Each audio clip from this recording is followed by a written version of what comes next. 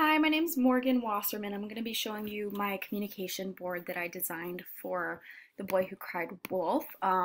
So this communication board is for a nonverbal 7-year-old who has relatively high communication skills, but not verbally. So we need to be able to use this board so that he can express himself. So this board is going to be two large pieces of paper, one on either side. So on one side, you're going to have your choices, which looks like this. So these circles represent Velcro.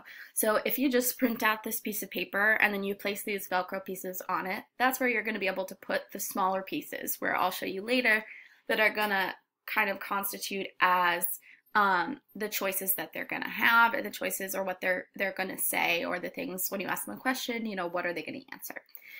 So you can see the other side of this, which is the green side. I color-coded it red and green because obviously green is go. So it's a more clear, there's a designated space for where he's going to put his answer, and there's only one space for a choice. So he's going to be saying one thing at a time. So when you laminate both sides of these, then they're going to come out, and then you're going to put the Velcro on and put the new parts on so that they're going to be able to do it. So you're going to have two Velcro pieces, one here and one on the other sheet of paper. This right now looks like it has a green background and this one looks red, but what I would recommend is actually printing them out with no background onto construction paper because it wouldn't waste ink. So I'm going to go here and show you just changing the background to no fill, and then that way you're going to be able to print this out and it's going to look the same as you would have had it on this green background, but it's going to waste less ink. So when it comes to these smaller Velcro parts, when you're using a program like PowerPoint or something like that, what you can do is print them all out the same way. So these are going to be printed as full pages, but when you go down to the category parts, you can print those as about 9 per page, 6 per page, however size you think works best for your student. I'm going to do 9 per page for this kid because he's definitely capable, but you're going to be choosing what is best for the student you're working with. For this particular kid, if I print 9 per page, those choices we're going to have, we have 5 by 3. So we have 15 different choices we could do. They're obviously not going to fit on this page, but it provides opportunities in the future for if you want to add more or if you want to use smaller icons. And then he's going to be able to choose between these and put on the other side what he's actually saying his answer is. So I'm working on who versus what. So he's going to have a bunch of different options. So his smaller options, so these now are the categories. So they're not iconic because his language is past that certain point. So instead of being icons, I'm just using regular language. So the words are who and what. Those are the two things we're working on. So for example, if I say, who cried wolf, you'd say the boy, not outside, or something like that.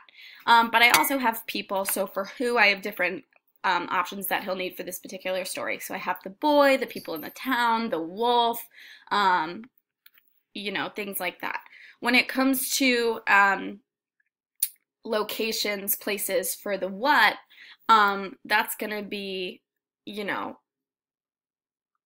things like out here I have places, so like, this would be more where, so like where did he go, outside, inside, the house would be a what. So if you're like, what did he decide to do? He decided to go into the, and then you'd say the house, and that would be his choice, or the town, or things like that. Now, I also put in this program non-contingent breaks because you can't just have a student who is struggling do this for the majority of the time. So these non-contingent breaks were where I said, okay, he's not really learning these things. He's more so using them as options for his breaks. So this is where I did my iconic pictures. Instead of saying blocks or the actual word, he can choose these things. So it's a picture of blocks, a picture of an iPad, cars, balls, just like typical things that he might do or relax with. This one's, if you're and doing a home session and jumping on the bed, kinds of things like that. But this particular kid will be in a classroom, so not all of these will make sense, but I wanted to provide a lot of opportunities and options for him. But in general, he has all of these choices laid out on the red, and then he can just pick it and put it. So when you laminate these and put the kind of sticky on the back, he'll be able to say, okay, take from this board and put it onto this one. And that's how he answers, and that's how he'll be able to communicate. And it's specifically designed for this story.